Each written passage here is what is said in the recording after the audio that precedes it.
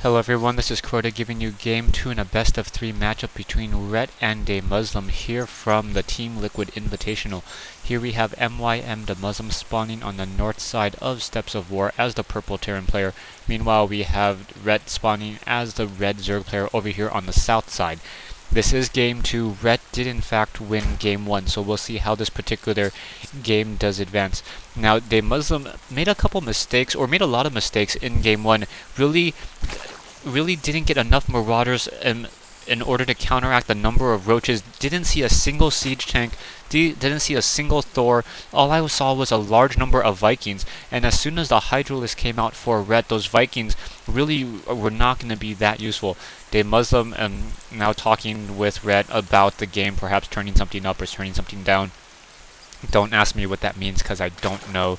As Rjet now getting an additional hatchery and taking a look, we have an earlier spawning pool. This is a 10 pool, so Rjet deciding to opt for a 10 pool as opposed to the more common 13 or 14 pool. I'm sure someone somewhere did a write-up on what is better, 13 pool versus 10 pool, and what the strategies are in fact behind each of those. Taking a look back over here, we have a barracks now being put up by DeMuslim. DeMuslim really liking to put that barracks on that low ground.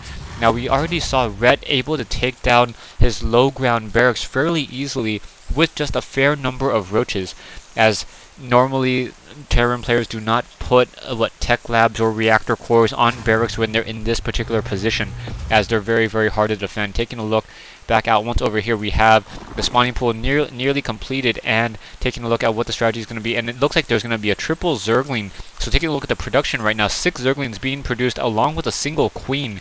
So if those 6 Zerglings try to go out for a very heavy harass, that may change up the game significantly. DeMuslim now putting down a bunker over here at the natural expansion, making sure that any type of fast hatchery attempt will be in fact fairly difficult. However, unbeknownst to him, we already have 6 Zerglings already on the move and going to be just jetting out across the field. Steps of War, a very small map. We'll see how DeMuslim is going to counteract this, as those Zerglings are going to be running up that ramp and giving those claws of death to that poor Marine who's sitting on that ramp. Marine already running back away, trying to run within some confines of most likely his SCVs. And taking a look at this, SCVs now coming out, and a single Marine with a whole bunch of SCVs trying to do a little bit of an attack here, losing a lot of mining time. However, two Marines now moving out, as all those SCVs trying to do a little bit of a chase. As long as those Zerglings are inside that base, he has in fact denied his opponent more than 150 minerals at this stage in the game, trying to get a surround on those poor Marines, but those Marines are not going to get surrounded as those SCVs were excellently microed by DeMuslim. SCVs once again heading back to work, trying to get additional income. Taking a look at the harvester count, 17 harvesters for DeMuslim versus Rjet's 19, so a large number of drones just finished being produced, and now we have a roach warren up and operational. So we're going to be seeing a fair number of roaches in just a bit. Taking a look, I do not see any overlords being produced. That is a little bit of a surprise, as I would have expected some sort of overlord production by this stage in the game. The Zergling's now going to run out, perhaps try to take down this one bunker, as this bunker is offering sight to DeMuslim. Coming back over here though, we have an engineering bay now up and running, and now it looks like they canceled some sort of... Okay, gonna go ahead and move that SCV back in, and then perhaps try to build down some sort of tech lab or reactor core. No, barracks just producing Marines once again. Down goes that one bunker, and now a hatchery being produced. So 2 roaches, a couple Zerglings on that front door, perhaps trying to test the waters. Engineering bay, no upgrade for the weapons. Actually spoke too soon. Level 1 weapons upgrade now being researched by that engineering bay, so those Marines will be dealing 7 damage instead of just 6.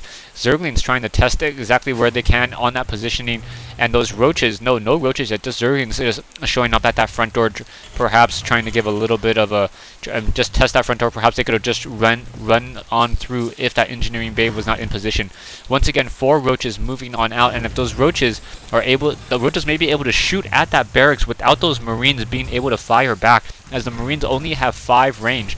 I think the diameter of a barracks is over 2, So yeah, those roaches will in fact be able to fire down at that one particular barracks without those marines really being able to shoot down these roaches. One SCV trying his best to keep this barracks up and operational, but does not look like it's really going to work. Already down to below 550 and still consistently dropping even with that SCV repairing. I don't see any additional SCVs moving back over.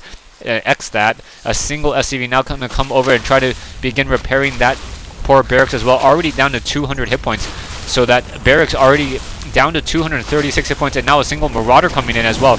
Marine quickly getting shown and gonna get taken down. Oh, down. Well, no, nice micro by DeMuslim, and this barracks once again still being repaired back up. Taking a look at the income.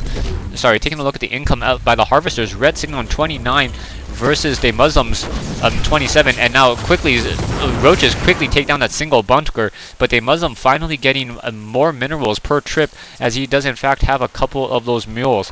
Taking a look back over here, we have the overlords with now spawning that creep all around that, or over here by this front door, enabling these roaches to move out very, very quickly. Let's see how this is really going to work, as those marines and those marauders perhaps going to push in. Taking a look at the army sizes, things not looking good for Red. Red only sitting on 500 compared to DeMuslim's 1100, and those marines are going to be able to finish and take down all those overlords. No additional units being able to be created at this stage in the game, as Red is already upside down in terms of food, sitting at 44 over 28, doing a little bit of a hit and run tactic, trying to take down those drones. Drones getting taken down. Marines acting as a little bit of that firing, trying to do a high rate of attack, trying to take down those roaches and those drones. Roaches is going to be coming back, and Red looks like he is in trouble. Red now on the ropes in this game, as those marines and those marauders just doing a little bit of a stim, just a hit and move attack, as those roaches have a very, very small range, constantly trying to chase.